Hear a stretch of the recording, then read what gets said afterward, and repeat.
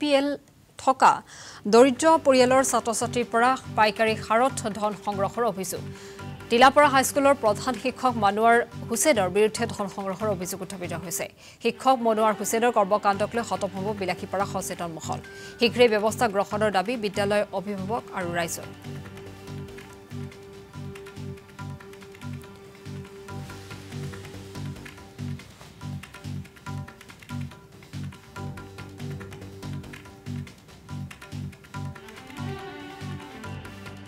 প্রধান শিক্ষক আমার এইবেলে আমার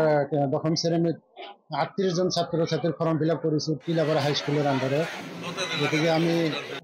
স্টুডেন্টের জন্য যিখিনি ডকুমেন্টস লাগে রেশন কার্ড আর আধার কার্ড এইখিনি লগত দিয়া হয়েছে আর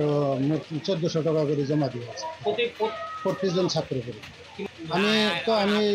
প্রত্যেক বছরে আমি রিকোয়েস্ট করি তেওঁলোকক যে আমার স্টুডেন্টখিনি তো আপোনালোকৰ হাইস্কুলেৰ আন্ডাৰতে ৰেজিস্ট্ৰেশন হয়েছে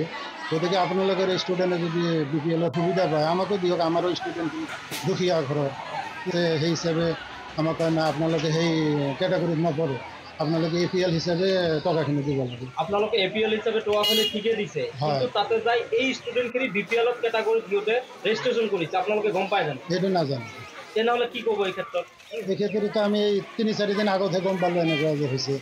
আমি তো জানো APL হিসেবে দিছো মই এবাৰ প্ৰথম দায়িত্ব লৈছোঁ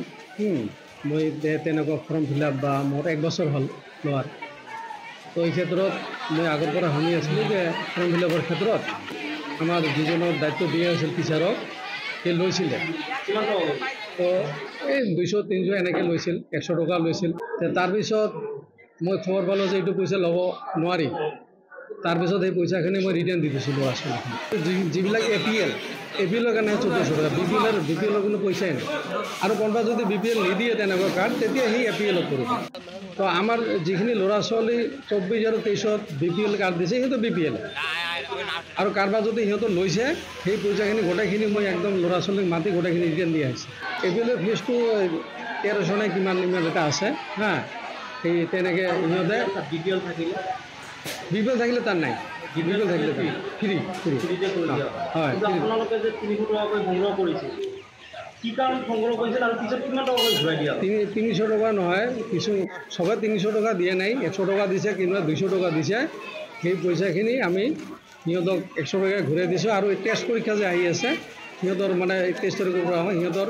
মানে